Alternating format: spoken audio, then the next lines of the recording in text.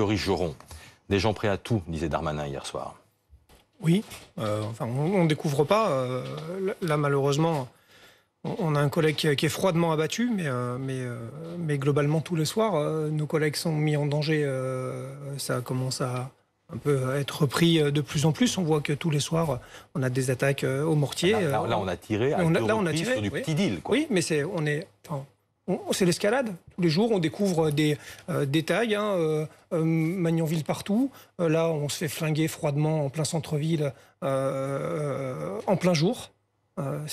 Et on ne sera pas déçu, à mon avis, quand on verra le pédigré de l'auteur. Et une nouvelle fois, on se demandera pourquoi on en arrive là. Et une nouvelle fois, on se demandera pourquoi ça fait 30 ans qu'on perd toute autorité et que nos collègues, finalement, ont une vie qui vaut pas grand-chose face à ces gens-là. C'est tout. Grégory Joron, quand on entend la mer, on se dit qu'il y a une forme de fatalisme, quoi. Voilà. Vous devez, parce que les policiers sont là. Ils étaient là hier.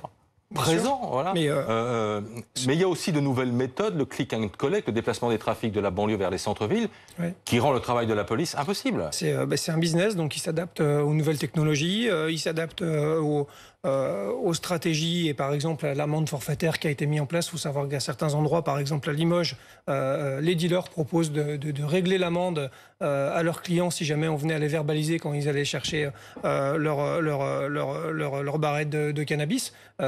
C'est vraiment ça. On a affaire à un business qui est tellement prolifique, qui ramène tellement d'argent que de toute façon, une, ils sont prêts à tout pour le protéger, et deux, ils s'adaptent aux méthodes de la police pour pouvoir faire en sorte de ne pas perdre la main. Grégory Joron, il y a une question que je me pose souvent quand on voit s'accumuler ce genre d'affaires.